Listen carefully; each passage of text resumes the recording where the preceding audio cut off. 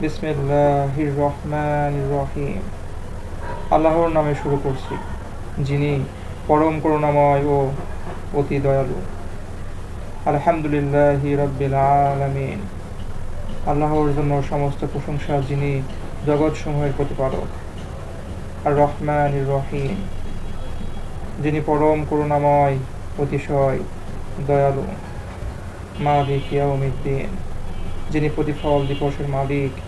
ইয়াকা না'বুদু ওয়া ইয়াকা নাস্তাঈন, আমরা শুধু আপনারই ইবাদত করি এবং আপনারই নিকট সাহায্য প্রার্থনা করি।